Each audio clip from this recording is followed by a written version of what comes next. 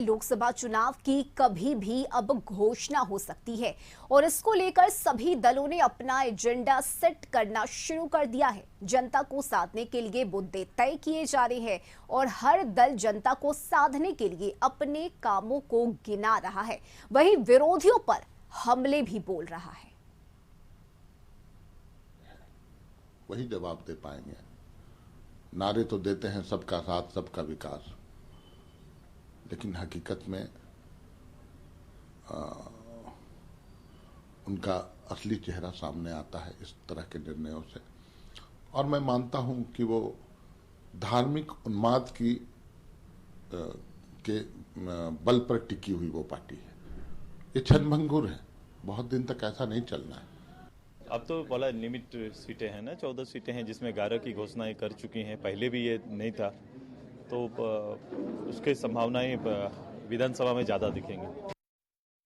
भाई ये तो इनको शुरुआत करनी चाहिए। ये किसी मुख्यमंत्री ही अल्पसंख्यक को क्यों नहीं बना देते हैं? क्यों सोरेन परिवार के पास ही रहता है?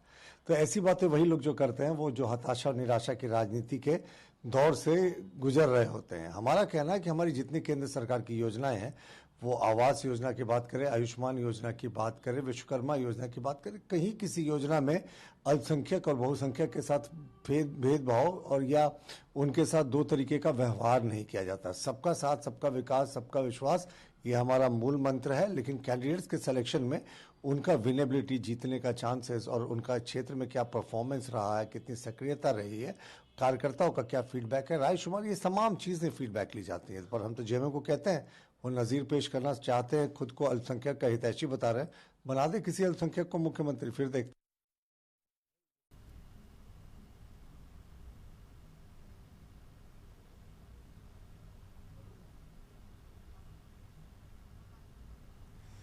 और रांची से सहयोगी कुंदन हमारे साथ जुड़े हुए हैं।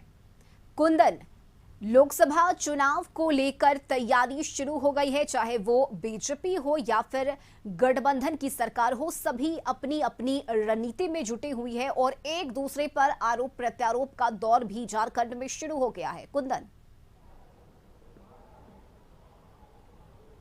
जी हाँ, निश्चित तौर पे रश्मि, जिस तरीके से भाजपा के द्वारा जो है देश में 195 सीटों का जो घोषणा किया गया था, हालांकि झारखंड की अगर हम बात करें तो 14 सीटों में 11 सीटों का घोषणा जो है कर दिया गया है। हालांकि एनडीए के जो दो और जो सहयोगी है, मतलब कह सकते हैं कि भाजपा के दो और जो अन्य सहयोगी है जो झारखंड में है, वो जेडीयू हैं और आजसू है। तो इस लिहाज से अब देखा जा रहा है कि चूंकि 3 ही सीट बचा हुआ है अब यहाँ पे एनडीए खेमे का घोषणा होने के लिए, लेकिन इस बीच जो है कहीं ना कहीं सब अपने मैंडेट से चल रहा है, सब अपना एजेंडा जो है तय कर लिया है।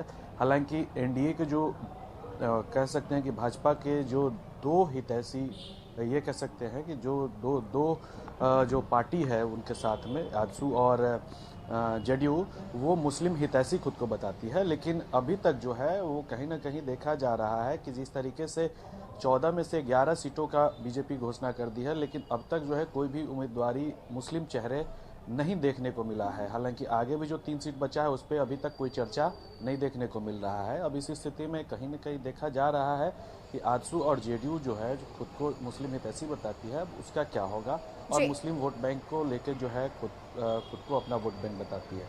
इस स्थिति में जो है हर ओर से सवाल अब खड़े हो रहे हैं। एक तरफ जो है जेएमएम जो है सवाल उठा रही है कि आखिर जो ये मोदी सरकार जो आई थी वो सबका साथ सबका विकास करने वाली बात कहती थी, अब इनके जो है कथनी और करनी कहाँ गए।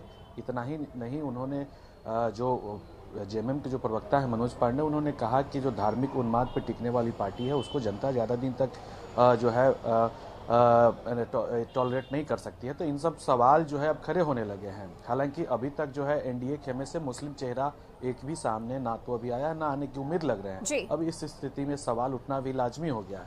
अब देखना ये होगा कि आखिर, हालांकि भाजपा का भी इसमें पूरे प्रकरण में पलटवार आया है और सीधे तौर पे भाजपा प्रवक्ता प्रतुल साहदेव ने कहा है कि जो मुस्लिम हितैषी खुद को बता रहे हैं वो सोरेन परिवार से ऊपर क्यों नहीं उठ रहे हैं और कोई मुस्लिम चेहरे को बतौर मुख्यमंत्री क्यों नहीं बनाया जा रहा है। बिल्कुल बिल्कुल कुंदन, सभी दल ने अपना अपना एजेंडा सेट कर लिया है और लगातार झारखंड में आरोप प्रत्यारोप का दौर भी जारी है। बहुत शुक्रिया कुंदन आपका तमाम जानकारी के लिए।